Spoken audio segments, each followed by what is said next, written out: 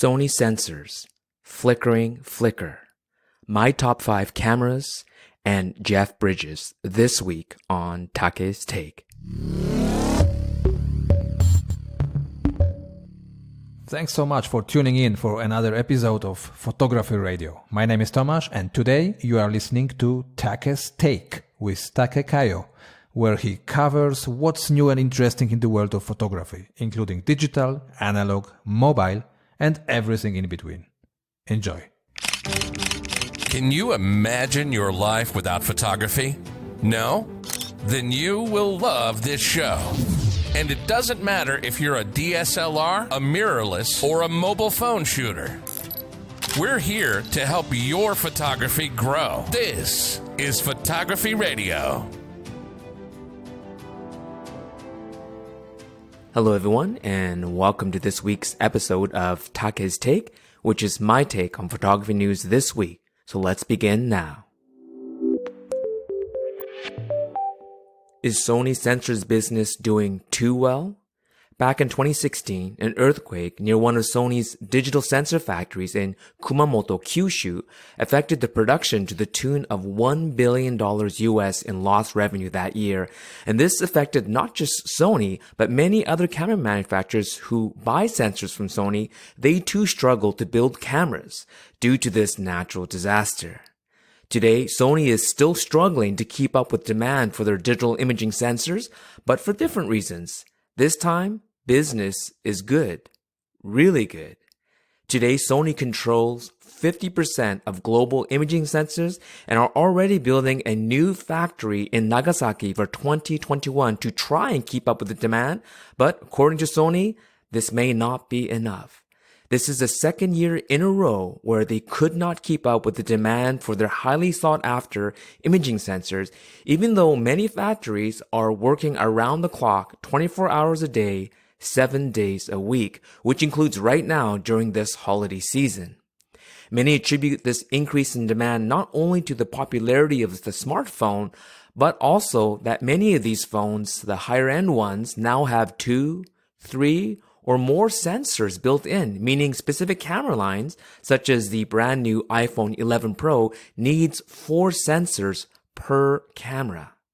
This great success for Sony is not always good for us as the end consumer though, since a sensor manufacturing monopoly can have a negative long-term effect on the advancement in technology as well as in competition. In fact, there has been calls for Sony to split the sensor division into a completely separate company. One of these critics being a prominent American investor, Daniel Loeb, who actually currently has $1.5 billion stake in the company.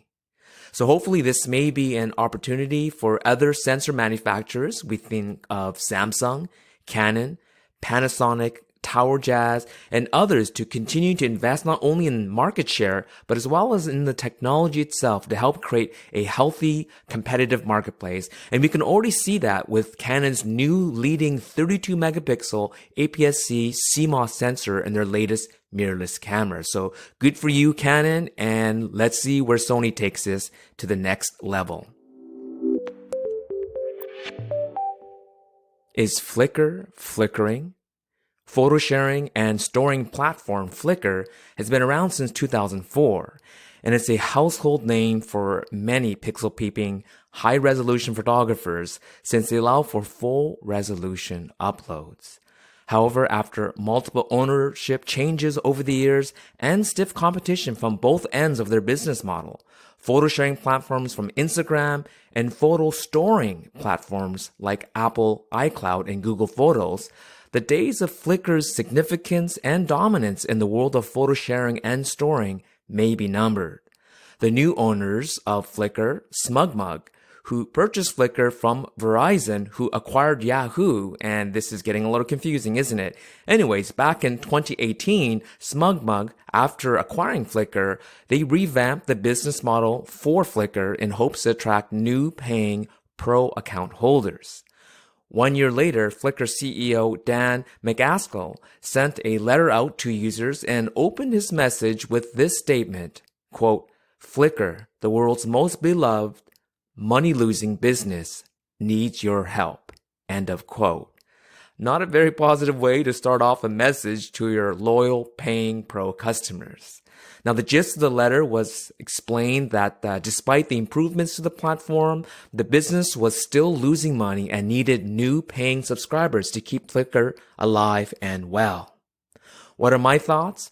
Well, I personally think that it is one of the best and most cost-effective photo storage solutions for photographers with unlimited uploads, with full resolution, full XF data readouts, with a very photocentric layout design, easy to organize, tag, and group your images, easy to share these folders privately, and advanced stats and absolutely no ads when browsing. So that is the positive of Flickr.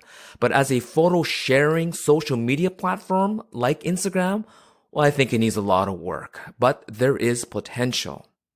I think that Flickr has an identity problem and that they need to tackle that first before looking for new subscribers to the platform. Now, it would be a shame if Flickr were to disappear, but with no clear direction or goal other than to increase revenue without adding value to existing or potential subscribers, this platform may become a has-been. Now, full disclosure, I am a pro user and I am a paying subscriber and user of Flickr for the past 6 years. So I personally don't want to see this platform disappear, but again, we'll allow the market forces to play out.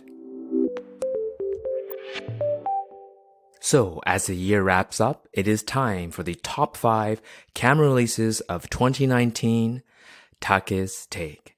And just to mention a few things, there were no bad cameras this year. Pretty much every digital camera that comes out these days are pretty darn good.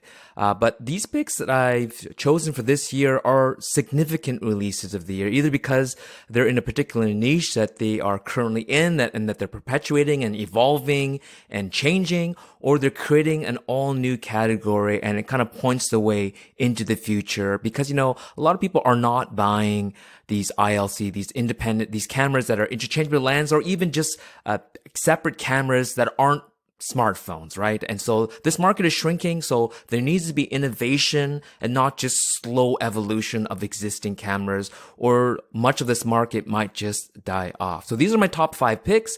Number 1 is the Panasonic S1R.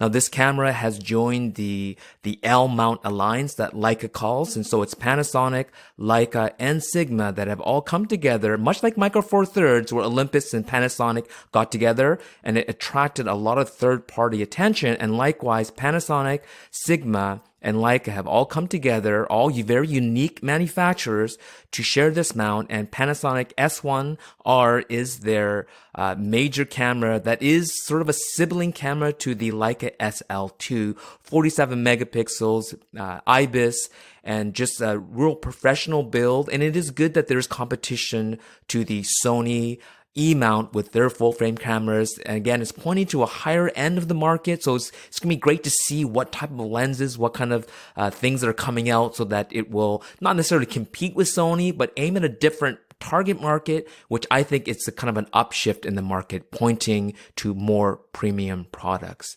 And sticking on to the theme of the L mount, another camera that's made for the L mount is the Sigma FP, a kind of a controversial camera because although it has a full frame sensor and is part of the L mount alliance, it is very tiny, but it does not have a built-in EVF. There's no way of viewing it. You have to add some kind of external device or HDMI or something so you can see what's happening other than the rear LCD screen.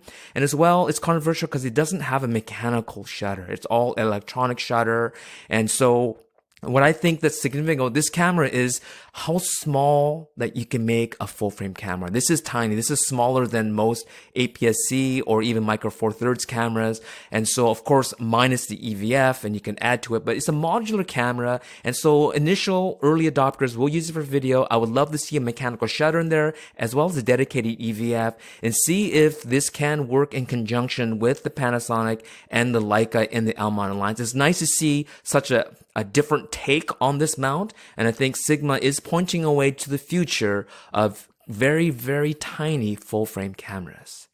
Staying on a theme of compact, the Leica Q2 is another one of my picks, number 3 of this year, for its real building on an existing popular platform. The Leica Q sold very well. It was the most compact, along with the Sony RX1, but one of the most compact full frame point and shoot cameras, meaning that the lens doesn't come off, so it's stuck on. It's a 28mm f1.7. And it also has a built-in macro mode. So it's the same lens from the Q onto the Q2, but with a hugely improved 47 megapixel sensor, as well as a very high resolution EVF, the same one that's in the SL2 and the S1R. I think it's like 5.75 megapixel OLED EVF. So a very high quality camera in a compact size. And I think, again, this market, there is a future for it that does not have a competition in the smartphone world.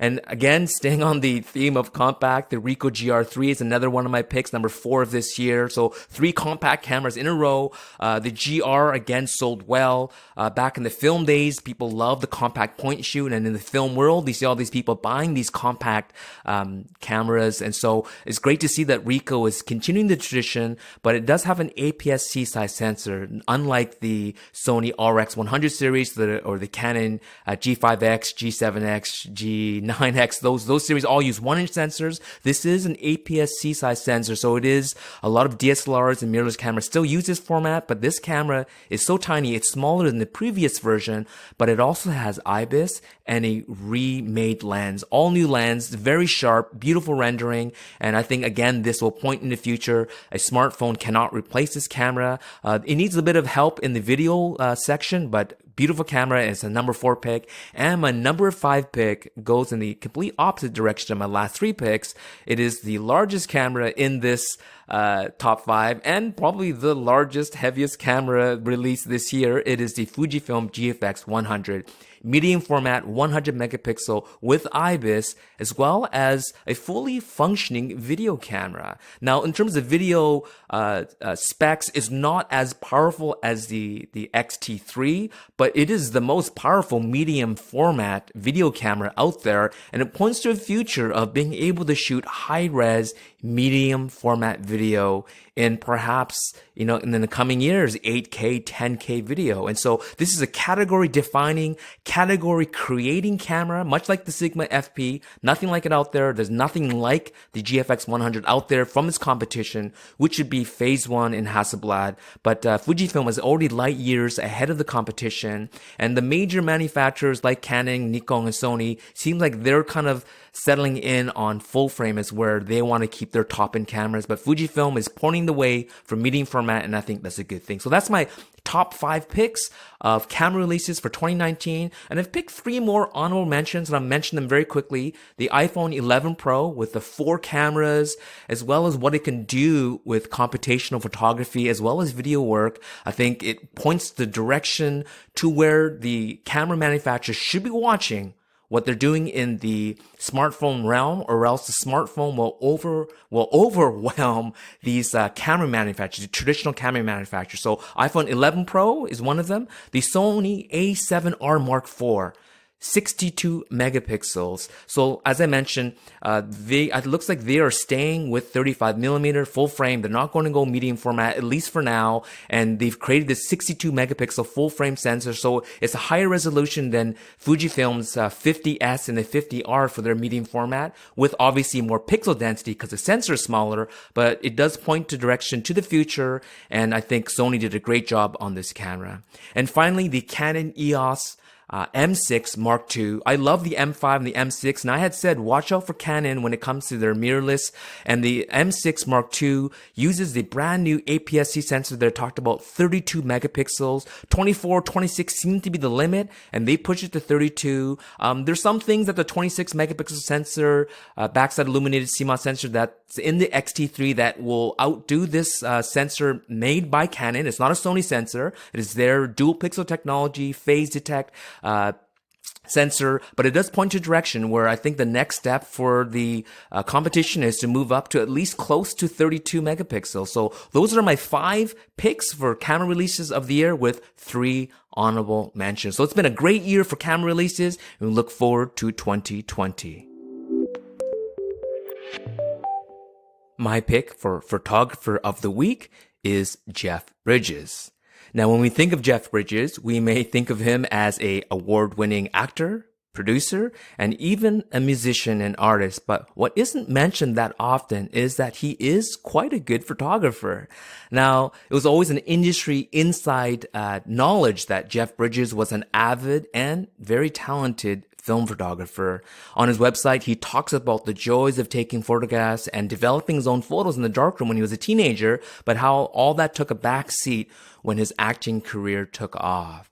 Jeff said that his photography came back to him during the filming of King Kong back in 1976, when his character Jack Prescott always had a camera around his neck, and in preparation for this role, Jeff decided to start taking photos again. Now, his most notable camera that he shoots with is his wide-lux panorama camera, where the lens and shutter itself, it actually does pan and gives a true panoramic image on 35mm film. Over the years, he's shot behind-the-scene images while shooting his movies, and he'd often make photo books and give them away to cast and crew members. Now, I was privileged enough to see one of these rare, not-for-sale photo books given to a local Leica camera repairman, Horst Wenzel, when Jeff was filming Tron Legacy here in Vancouver back in 2010.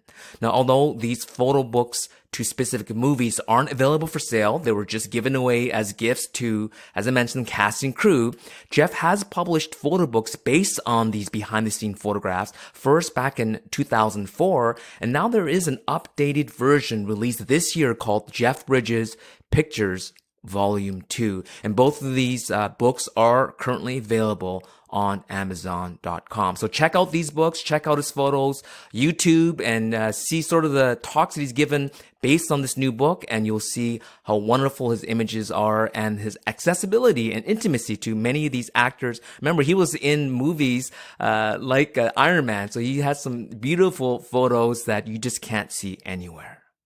And so that's it for this week. And it is the last episode of the year for me, for Take's Take. So thank you so much for your support for this podcast, and don't forget to subscribe. So we'll talk to you next week as we start fresh for 2020, episode 1 of Take's Take. So thanks for listening and happy shooting.